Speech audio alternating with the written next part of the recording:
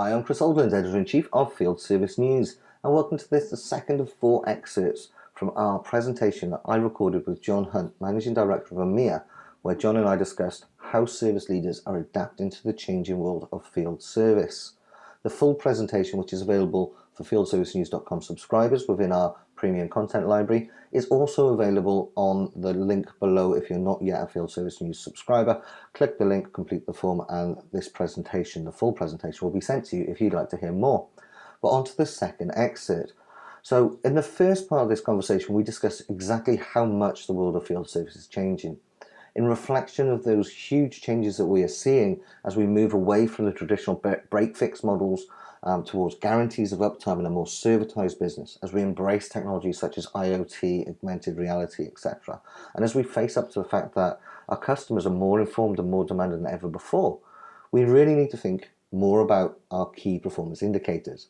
So this section is where John and I discuss rethinking those KPIs and looking at what the key performance metrics of today's field service operations should be. From your perspective, in terms of advising the clients that you work with, the companies that you work with, the organizations there, is there a set amount of KPIs or a rough idea? Can there be too many? Can we monitor too much? In a world where there's data everywhere, can we be monitoring too much? I mean, how many KPIs should a field service company be focusing on, and how should they identify the areas that are most pressing for them? So that answer is dependent upon a lot of variables, some of which we just talked about in our last example. But it depends on a lot of variables such as complexity of their service model, the market sector they operate within. Those are unique to each company, dependent upon their overarching strategy or that foundation we talked about. Just some examples. So do they handle parts logistics, or are they a third-party service only provider that's dependent upon the original manufacturer to deliver those parts and handle the logistics? Are they more long cycle projects driven or short cycle service call oriented? Right. So there's no one size fits all, but in our general experience, we see anywhere between 4 to 10 measures or key performance indicators are likely to be the best key in most types of service delivery company. Right. So as a doctor would only prescribe a medication or a treatment following an evaluation of the patient. Yes. So should a services organization choose their KPIs or their key business health indicators. Okay. Yep. Following an assessment of their business from the top down, from the bottom up, and from the middle outwards to partners, the contingent workforce, and so on. And that's got to be revisited and refined periodically as the business and the industry changes over time. Now, those refinements, typically minor course corrections, not 180-degree turns so that your customer base and your employee base don't know which direction you're going.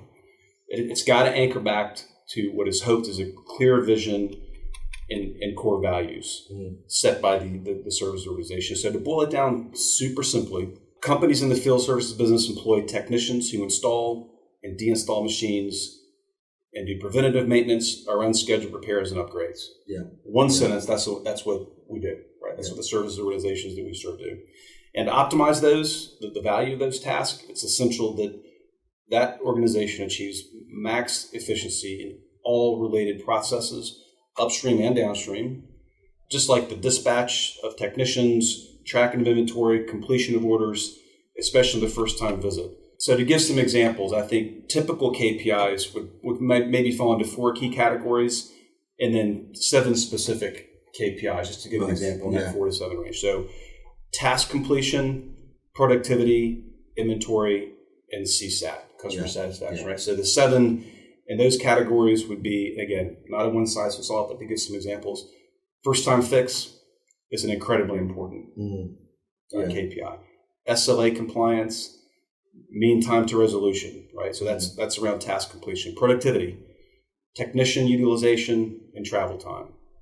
Inventory, average parts usage, slow moving inventory, and then CSAT, what is their Net Promoter Score? And remember that Net Promoter Score question, for those that aren't familiar with it, is called the ultimate question, is would you recommend my services brand to a business colleague or friend? and then a score scale. So there's just some specific examples of some that we see being pretty common across most businesses. Okay, so this brings us to the end of this particular excerpt from the series. And now remember, if you've enjoyed this conversation, if this is a conversation and these are topics that are important to you in your role as a field service professional, there is a full 45-minute discussion where John and I went deeper into some of these topics. And that is available for you if you're a fieldservicenews.com subscriber. It's already there in our premium content library waiting for you. Now, if you're not a fieldservicenews.com subscriber yet, good news is you can still access the full presentation. There will be a link below. You need to click that link and complete the brief form that's there. Please do, of course, read the terms and conditions, and having completed that, you will gain access to the full presentation. But for now, thanks ever so much to John.